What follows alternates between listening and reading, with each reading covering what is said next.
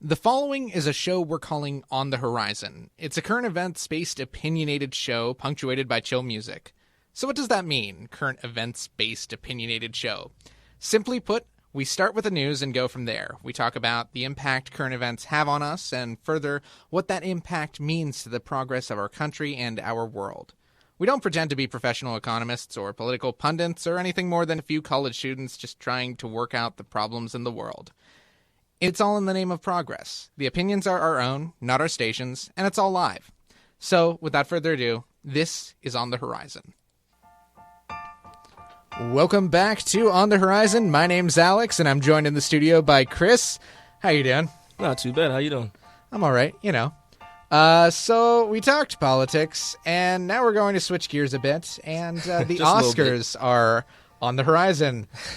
Okay, I'm not going to use that. You had to do that. I know I had to. I wanted to try it, but it wasn't worth trying. Oh, my. But yes, the Oscars, they are February 28th this year.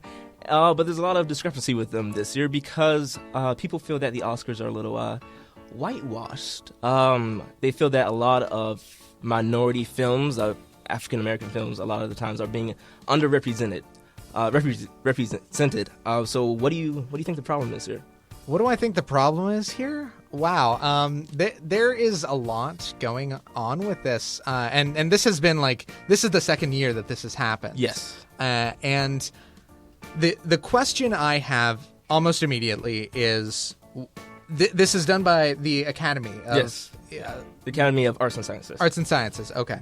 And who comprises this academy, first off? Well, it's predominantly, it kind of represents the industry itself, predominantly white and predominantly men. All right. So, is it...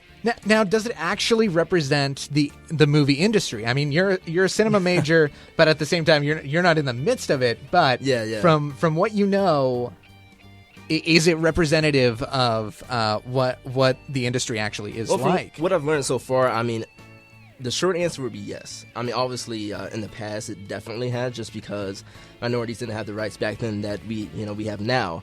But again, I would still say yes. A lot of the films that are being produced, a lot of the big blockbuster films that people hear about constantly, are made by predominantly white men. And that's okay, obviously. If you have the idea, go ahead, go for it. But at the same time, I feel that there's a whole crowd of people that are being represented in the world of film. Now, when you say being represented, this is a very fine line you have to walk. Yes, it's a very fine line. The question then becomes, these content creators, are they just not creating content, or are they not being given the green light to go with the content, or is it a combination of all of the above? Because, the movie industry is pretty much whitewashed, and there is so much inequality across the board regarding race and regarding gender. Mm-hmm. And so the question comes, is it not necessarily intentional, but is it like... No, I wouldn't say it's intentional. I think it's just kind of something that happens, and it could be just because of how our society has been in the past and just how we've kind of worked with the times. And just to answer your overall question, kind of yes and no. I feel that the stuff that's being made now, obviously, mostly by white males. Now, there are some great films that are being produced by, black directors, black writers, and have predominantly a black cast. And I guess the question is, are they just not good enough, or is it just not a large enough amount to be recognized by the Academy of Arts and Sciences? I don't know if it's amount or if it's, dare I say, quality at times or ability to create this kind of content. I wouldn't say it's the ability, though. Okay.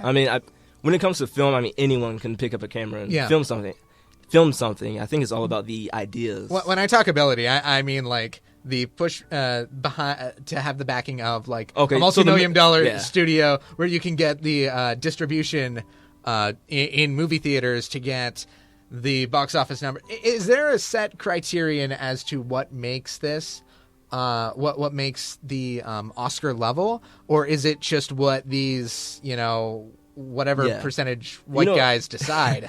And honestly, I don't know the answer to that question. Personally, I feel that there shouldn't be some type of criteria. Oh, no. I mean, obviously, if the film is good, if it has a great cast, great acting, great directing, great all of that, it should be on that platform to be represented at the Oscars. But I think one of the main problems is like what films are marketable to the to the world in general. And again, it could just revert back to just how our society have grown over time. Obviously, maybe some films aren't as marketable because people just don't feel like they'll watch them, and that could be a problem in itself. But I personally don't know. But that's what I feel. I think some films just aren't marketable to a lot of people, therefore they don't want to be produced. So to switch gears just a little bit, I know one of the major films from last year was Selma. Now, I haven't seen it myself, but from what I have seen, it seems to be a very well put together, a very well acted and written movie. Yeah. And it had a decent backing financially and otherwise. Yeah. So, and it was cut out. And I know that they did something during the Oscars to pay homage to it, but I believe John Legend and Common performed this song from it. Glory. Oh yeah. Which I believe that song actually won something. I can't think what probably a Grammy or something unrelated to the Oscars. The song won something, but the movie itself didn't. Which I mean, the movie was a great movie. I just saw it a few weeks ago. Great movie, great cast. Oprah was one of the producers for it, so it had the backing. Like, it had the following. It had, like, everything going for it. It had everything going for it, yet it wasn't represented at the Oscars. So, like, what's the problem there? I mean, it was a marketable movie because it was about someone the American community knows, Martin Luther King Jr., and about Bloody Sunday at Selma. Yet, at the same time, it didn't get the representation that it deserved. I agree, and I don't know, it's just so weird, so strange. Why this happens? It's. I mean, you argue that it's something that just kind of happens because of how the industry works. Yeah, definitely. Not necessarily that it's intentional. No, I wouldn't say it's intentional. Again, Okay. I mean, for me, it comes back to the marketing thing. But the one thing I will have to say to all artists everywhere, whether it be music, theater, or film, is that as an artist, you kind of have the obligation to represent your society, your community, apart from yourself. Obviously, you have to put yourself in your artwork. But ultimately, I feel you have this obligation, you have this job to show how, like, this is how the world is. This is who we are as a community. So whatever your artwork is, whether it be music or whatever, or film, it should resonate with everybody. Not just a single group, but everybody, despite religious background, gender, race, whatever. Well, I'd argue that the most beautiful works, as you said, are universal truths. Yes. And yes, you have to put a setting in a movie. You have to put a setting behind a lot of a story and a lot of other different things. But that shouldn't make it niche, you know? Yeah. It should have a universal theme that brings to light the setting that it's in, if that's the point of it. If the point of it is to, focus on the character, I think it should stand alone as a universal thing that you can identify with. And I feel that can be quite easily pulled off by changing different settings. Yeah, definitely. And by making it representative. And I think the first question to look at when we look at all of this is, how does our society look at race? You know what I mean? Like, obviously, you can't make a movie just for one group of people. Yeah. And obviously, you're going to run into some problems if you try to make a movie for everyone, because not everyone has the same taste. And in some cases, it would be frowned upon to go essentially down a checklist and say, okay, this is exactly how the last census came in, and we need a movie that represents this percentage here, this percentage that. Like then you're missing the point. Yeah, you're missing the point. And I think the point is that your creative works should reflect the reality in which it was created, if it's meant to resonate, you know? I mean, of course, things like Harry Potter are not going to necessarily resonate on a deep spiritual level with people in that people aren't personally wizards. But, that is a terrible analogy. but you get what I'm getting at. Yeah, I see your point. I mean, again, it's just how do we look at race as a society? And I think in artwork, especially in film, we need it to resonate to humanity, who we are as a people, and showing that connection. And like you said, obviously it depends on the location of the film and what the film is about and the characters in it. But ultimately, it should have this theme of who we are as a people. What's the story that can resonate with everybody? And personally, as a filmmaker, as a beginner an filmmaker, aspiring filmmaker, yes, aspiring filmmaker and writer, I personally feel that at least my works should resonate with everybody, not just African Americans because I'm black, or not just people who are males or whatever. I think it should just resonate to that human spirit, who we are as a people, because in the end we all share the same stories. Our stories they're intertwined. What happens in my life reflects what happens in your life. Yeah, and that should resonate in our artwork. I agree wholeheartedly. It's just interesting how people define who they are. And all of that, and why we've decided that certain things define who we are, and we're going to talk about that in our next block, following block here. But it's just very interesting to think about, and I think it's very important to be having these conversations openly, because people are, for lack of a better way of putting it, uncomfortable talking about and they should race. And it really. You say they shouldn't be, they right? They should not be. Yeah, okay. That didn't come across. They should not be. They should be. And I'm like, okay. Believe me, they should not be. I mean, and I think, I don't want to say a big problem of that, but one reason why people are kind of a little sheepish to talk about these issues, I would say, because of things like school, for example. Obviously, you can't.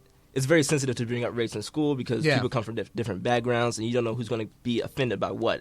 Yet at the same time, in order to understand each other and be in the same work environment, and just talking with each other, I feel that knowing the person who you're talking to is important. Knowing their background, knowing who they are, and appreciating who they are, and where they came from. And you don't have to like them. I'm not saying you have to love everybody. Oh no, or completely appreciate their background, their story, or even their race or religion for that matter. But just understanding it and respecting it goes a long way. And I think that needs to be resonated in school. It needs to be resonated in work. In religion, just a lot of just the different aspects of life that needs to be a part of it. So this whole debate, I mean, I applaud the debate for coming up in that it gets us talking about race. It gets us talking about where we are and how far, more or less, we've progressed. Especially on the eve of Black History Month, too. Oh, yeah. That's coming up. Obviously, it's in February. And I think throughout this month, and not even throughout the month, but throughout the year, we as a society need to think about, first of all, what makes us who we are as a person. But apart from that, like the groups that we belong to, just understanding them and how they connect with other groups. Because obviously, if you keep yourself in your group, like, I'm African American.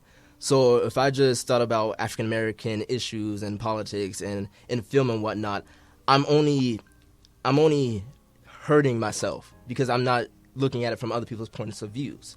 So I think for the month of February and just for the rest of the year in general, it's important to pay your respects not to just African Americans and their struggle and history, but just everyone. Everyone with different religion backgrounds, different racial backgrounds. Just to have that respect and just know where they come from is important. And another important thing to emphasize is we are not necessarily the people and when I say we, I talk about anyone from any background, any particular background. We're not what that background was, 200 years ago. Oh, definitely not. And, oh my gosh, there's so much that's happened. But at the same time, I mean, you have to respect the past. You can't change it. Yeah, it is what it is. And you can't not acknowledge it. Someone wise once said, those who fail to know or recognize or learn history are doomed to repeat it. And that goes a very long way, where you need to recognize where you've come from, but also realize you're not there right now, and you can make your own progress and strides. Yeah, definitely. I think, and don't have me be mistaken. I'm not saying that we haven't made progress, because we definitely have made progress over the past years, and that goes without saying. But there's still a lot of work that needs to be done. One example, obviously, reverting back to the Oscars. There's still issues that are on the table that need to be taken care of. And I feel that goes back to making art, everybody making art that wants to make art, and having that art publicized and brought out for the beauty that it is. And that's... So I can't necessarily blame the Academy necessarily for what they've done, but at the same time, you have to look at it for what it is. Yeah, definitely. They have acknowledged that these certain works are the works that are of merit for the calendar year 2015. And whether or not that's accurate, that's for society to check on. And then look at, okay, we're missing these things. We're missing these voices, in our culture.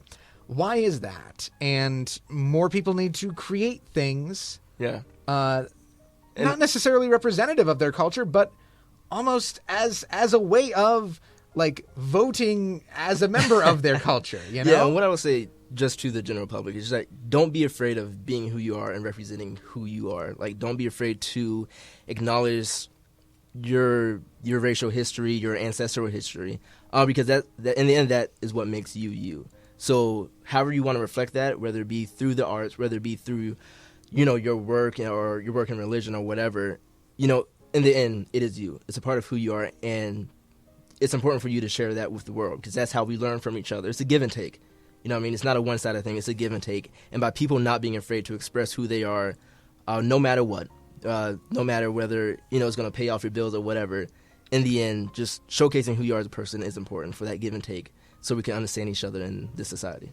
And of course, with that comes telling whatever the story your heart wants to tell. I mean, so who are it's you? really corny to say, but at its base, people should create the art that is reflective of what they have to say and where they've come from, so that they can share their experiences with others. Heck, that's what we're doing here.